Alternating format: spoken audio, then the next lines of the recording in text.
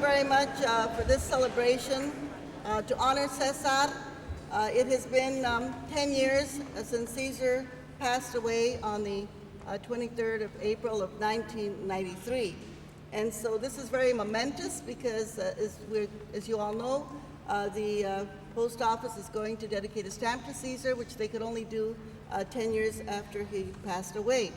But I wanted to mention a couple of other things that Cesar stood for, and one of them, of course, was unity.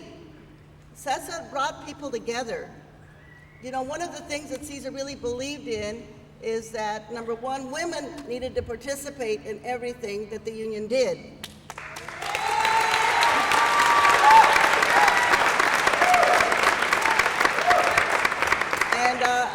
I think everybody agrees with me that if we do not have women there at the table when decisions are being made, the wrong decisions are going to be made all the time, right?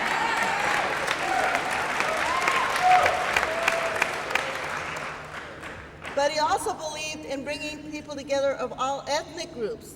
The only reason that we were able to even survive all of the obstacles that came upon us, and you saw a little bit of that, thousands of people that were sent to jail for picketing. I was arrested over 20 times myself, but people that were also killed. People that were killed, we had 5 people who were killed in building the union. One of them, the first one was a young student, 19 years old, Nan Friedman. The second was a young Arab named Najib Daifala. The third one was Rufino Contreras, a farm worker who was killed because he went into the field to talk to some workers and was met with a hail of bullets. Rufino Contreras, who was on a picket line and was shot in the heart by a labor contractor. And the last one was 21-year-old Rene Lopez, who was killed because he organized his ranch to have a union election. So there's been a lot of cost, but the main thing is that even in spite of the people that were killed, Cesar never said, let's get guns and shoot them. Nonviolence meant that you respond to violence with peace. This is what Cesar stood for. And this is an important message that we have to remember in our world today. Part of the movie that you saw was Senator Robert Kennedy. After they had arrested many of the strikers, including Cesar's wife, Helen, and when Senator Robert Kennedy asked the sheriff, why are you doing this? And the sheriff said, well, we're arresting them because they might do something in the future. This is what the sheriff said. You know, they might do something in the future. And then Robert Kennedy, and you didn't see that part because it's not in the film, he said to the sheriff, I recommend that you read the Constitution of the United States. Well, isn't that kind of very similar to what's happening today, where we are bombing Iraq because they might do something in the future, right? So this message of nonviolence,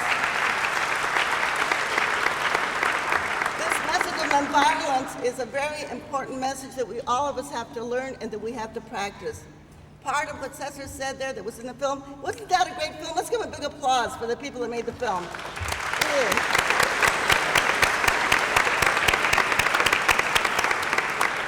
Part of that message that Cesar said is that we have to, I think the words were, we may not have a perfect political system, but we have to participate. All of us have to participate.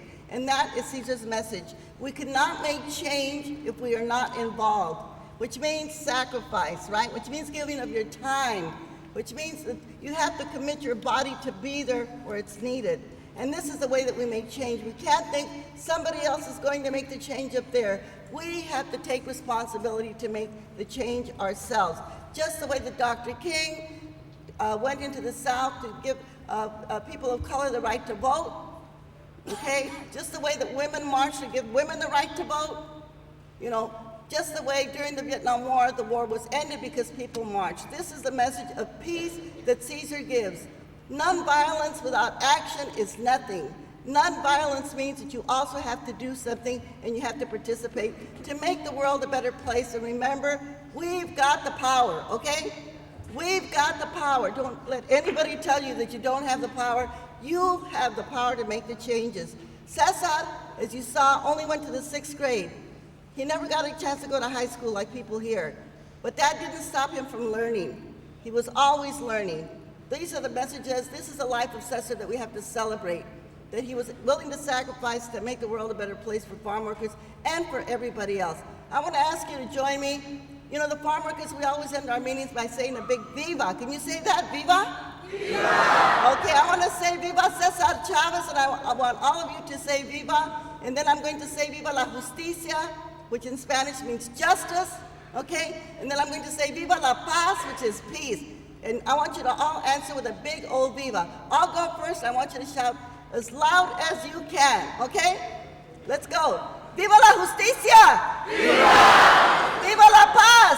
Viva! Viva Cesar Chavez! Viva! Okay, put your hands up together. We're going to say peace and weather. Okay, that's good. Can we bring justice to farm workers? Can we bring justice to all workers? Can we end the racism in our society? Can we end the sexism? Can we be a better country? What do we say? Okay, now we're going to say something different. We're going to say, sí se puede. That means yes, we can do it. Sí means yes. Se puede means we can do it. Let's put our hands up, everybody, together. Let's go. Sí se puede. Ladies and gentlemen, if you could. Corner here. You can pull it. Put it in. Okay, we're going to go right over the top.